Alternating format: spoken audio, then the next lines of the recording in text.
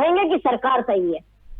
ठीक है, मुकेश यादव जी, किस तरह से लेते हैं सरकार के इस प्रयास को, इस काम को, इस दौरे को?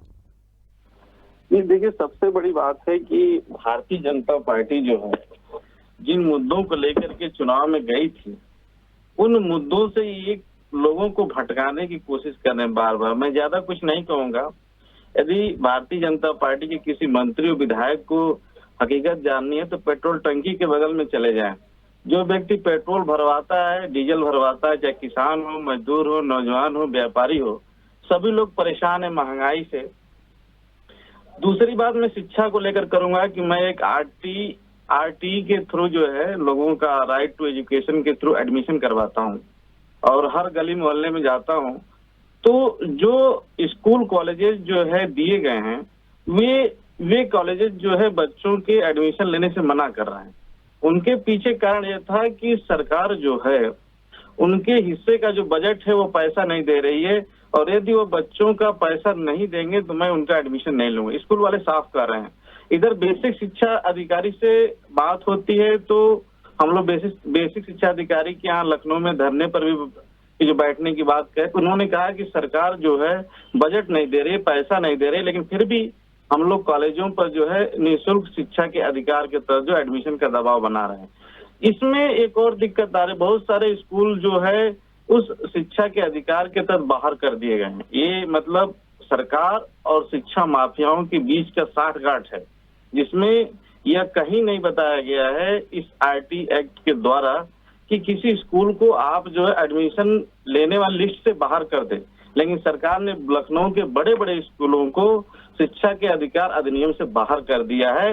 ये मेरी मांग है सरकार से कि आरटी के तहत 25% सीटें जो हैं, जो गरीब हैं, असहाय बच्चे हैं, उनको एडमिशन के लिए दिया जाता है।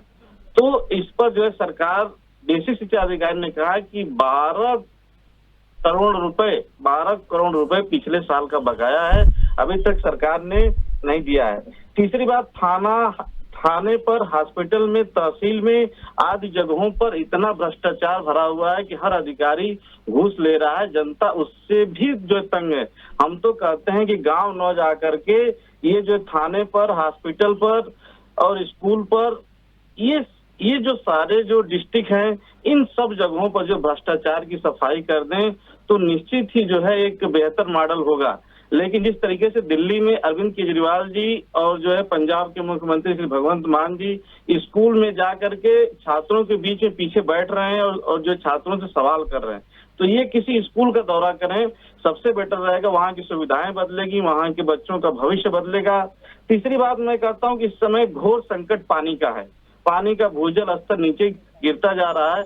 लखनऊ के आशियाना जैसे शहर में, आशियाना लखनऊ का अच्छी मतलब जगह है, वहां पर लोगों को पानी नसीब नहीं हो रहा है, पानी की सप्लाई नहीं मिल पा रही है। प्रधानमंत्री जी कहते हैं, मुख्यमंत्री जी कहते हैं हर घर को मैं साफ स्वच्छ जल दूंगा, लेकिन क्या लखनऊ के लोगों को जो स्वच्छ जल मुहैया नहीं हो पा रहा? आशियाना, मैं आपके न्यूज चैनल पर राखी जी बताना चाहता हूँ कि लखनऊ के आशियाना में पानी नहीं मिल रहा है लोगों को। तो ऐसी गंभीर समस्याएं हैं, तो इन सब समस्याओं पर सरकार सिर्फ लीपापोती करने का काम कर रही है। अरे आप बैठ करके समस्या का समाधान करिए। समस्या तो आपको पेपर के माध्यम से, न्यूज के माध्यम से और जो स्वदेश न्यूज जैसे चैनल के माध्यम से आपको समस्याएं तो मिल ही रही हैं। आप उन पर समाधान कैसे करेंगे? बिजली संकट, लखनऊ में पावर कट हो रहा है, सबसे बड़ा सवाल है आज के समय में। बिजली संकट, लखनऊ में पावर जा रही है, तो बिजली संकट का निदान क्या है आपके पास? ये तो बताएं जनता को। जनता जानना चाहती है कि आप हमें कितनी बिजली दे रहे हैं। तीसरी चीज, एक छोटा सा मैडम, कि अभी मैं सरकार को आपके चैनल के माध्यम से सचेत करना चाहता हूँ कि जून के बाद जुलाई वगैरह में बाढ़ आती है।